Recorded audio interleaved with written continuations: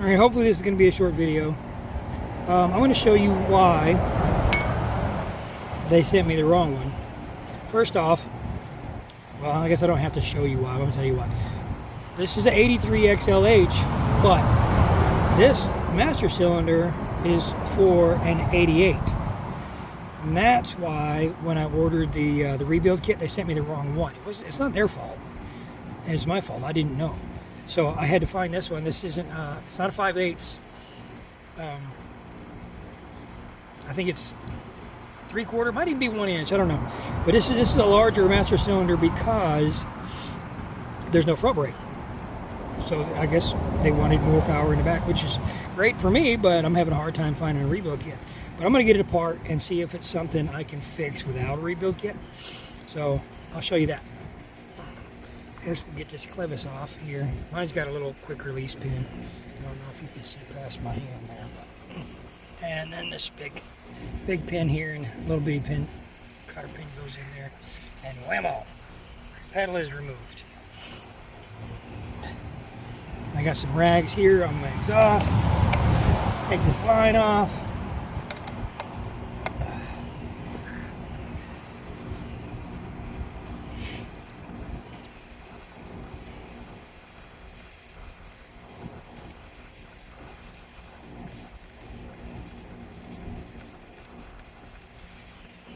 Sometime today. Come on. Okay.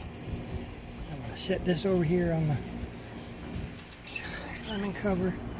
And these are T45 Torx.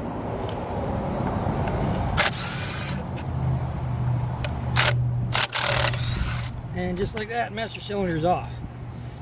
And this is an 1/16", this big nut here.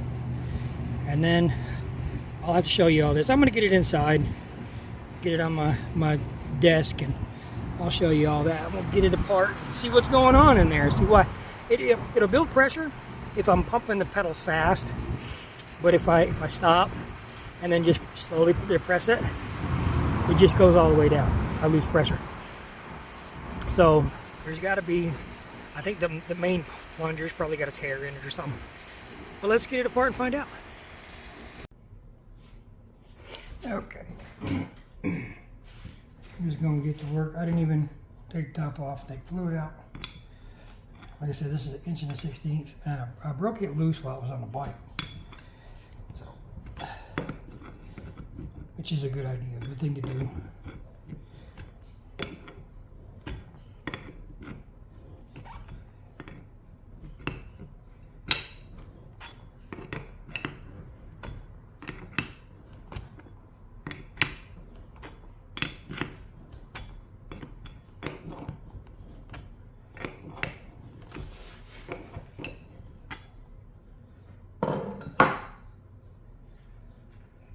Alright.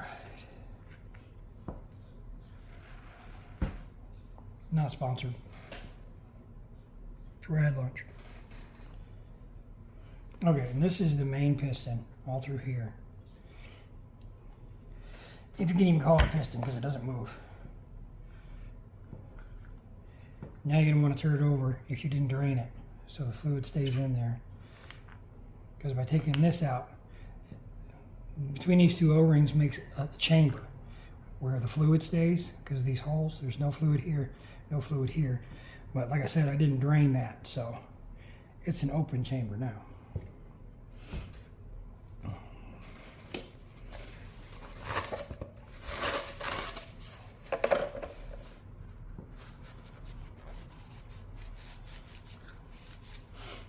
So the piston is actually inside.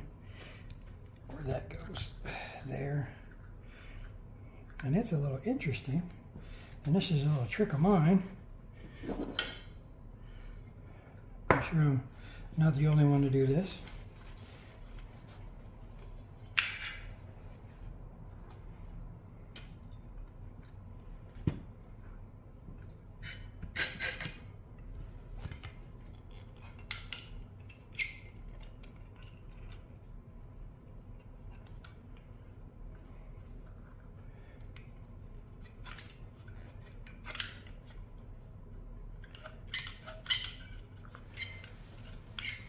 See, this piece screws on, but there's a keeper pin that runs through it.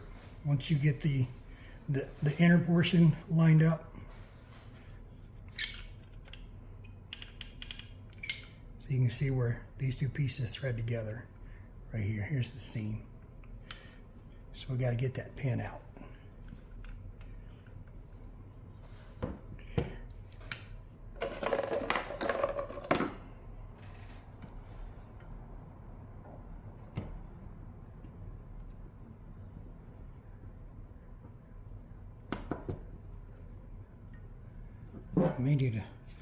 Might need a bigger hammer. I don't know. All right, there's a pin. Then you can unscrew this piece.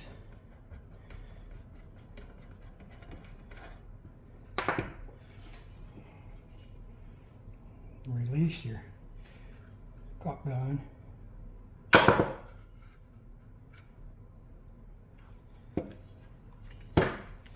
Okay, now down with the caulk gun. This washer was out here, outside of the rubber boot. See, it sandwiches on the rubber boot. And there's one inside. See, this washer was out here. And then that piece. Okay, I'm done with the caulk gun. And this spring comes off. See, and here's the lock ring in there, snap ring. So we need closing snap ring pliers. And there's another spring in here. This is where the piston is. The actual piston is in here.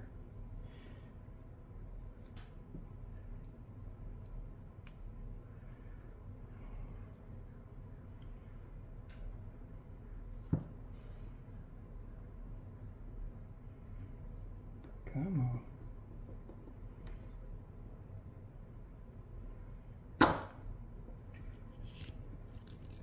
All right, there's my snap ring. And here's this sleeve. This is what makes it flat, because there's a ball and socket here. And this sleeve just goes flat against this, so the snap ring has a flat surface to mate with.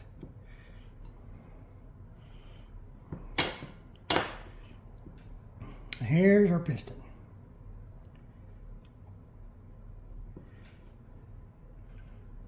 There's another spring in there, which goes inside there. And that goes one way, you know, because you'll see the ball there. It's one way. All right, let's see what's going on here.